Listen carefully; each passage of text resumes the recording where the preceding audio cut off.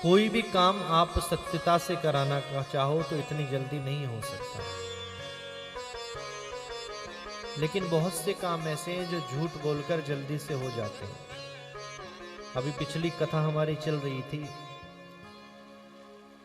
तो जिस यजमान के यहाँ कथा हो रही थी उसकी गाड़ी को कहीं पकड़ लिया किसी पुलिस वाले ने। तो ड्राइवर ने फ़ोन मिलाकर अपने मालिक को दे दिया और पुलिस वाले से कहा, लो डीसीपी साहब से बात करो।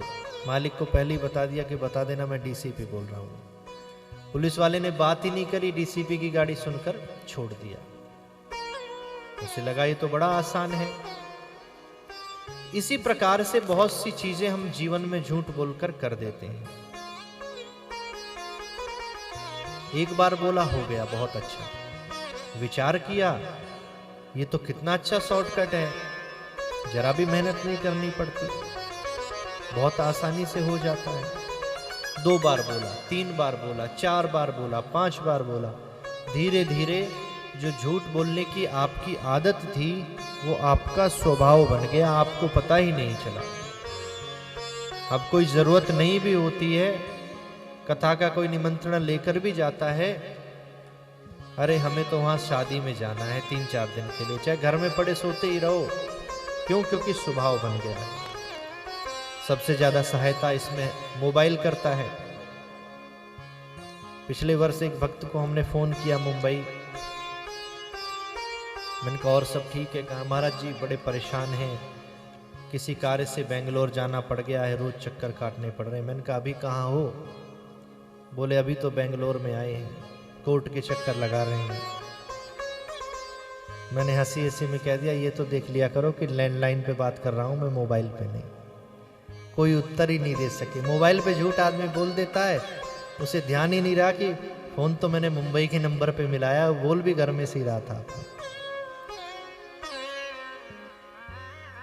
ध्यान ही नहीं रहता। तो जैसे उस सज्जन ने कहा कि लो डीसीपी साहब से बात करो, अगर नहीं भी कराता तो छोटा मोटा जुर्माना होकर उसकी गाड़ी छूट जाती। ऐसे बिना पैसा खर्च करे छूट गई। लेकिन अगर उस पुलिस वाले को पता चल जाए कि ये किसी डीसीपी वगैरह की गाड़ी नहीं है, हमसे झूठ बोला जा रहा है, तो लगा लो कितना भारी दंड भरना पड़ेगा, 420 में कितनी जेल काटनी पड़ेगी। क्योंकि झूठ का परिणाम बहुत दुखद होता है, असहनीय होता है। झूठ के सहारा लेकर जो काम कराया जाता है, झूठ के सहारे से जो व्यक्ति जीतता है, उससे अच्छा है सत्य के सहारे वो हार जाए।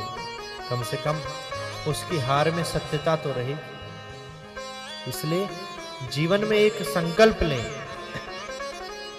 कि सत्य ही बोलेंगे। ऐसा सत्य नहीं बोलेंगे जिससे किसी का घर उजड़ जाए, ऐसी स्थिति में चुप हो जाएंगे। नहीं, हम तो सच ही बोलते हैं। कुछ लोग तो ऐसा सच बोल देते हैं कि घर में बंदूक चल जाती है। नहीं, अपने विवेक का उपयोग करें, लेकिन अनावश्यक झूठ ना बोलें।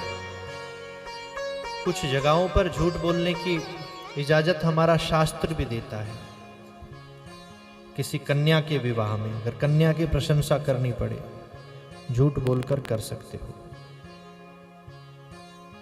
किसी व्यक्ति की जान जा रही है, आपके एक झूठ बोलने से उसकी रक्षा होती है, तो आप बोलकर उसकी जान बचा सकते हो। आपको पाप जो है वो नहीं लगेगा।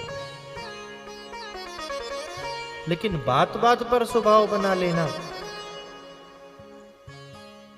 ये तो आपको सफलता से असफलता की ओर ले जाएगा। तो आज इस कथा की दक्षिणा आप मुझे यही देकर जाएं कि अभी अपने मन में संकल्प लें। जो लोग बैठकर सुन रहे हैं, जो लोग YouTube के माध्यम से इस कथा का प्रसारण देख रहे हैं, कि आज से हम अनावश्यक झूठ नहीं बोलेंगे, प्रयास करेंगे कि सत्य ही बोलेंगे। और कोई अप्रिय सत्य होगा जिसको बोलने से किसी का नुकसान हो रहा होगा, उस अवस्था में मौन हो जाएंगे। पर झूठ का सहारा लेकर कोई भी काम हम नहीं करेंगे।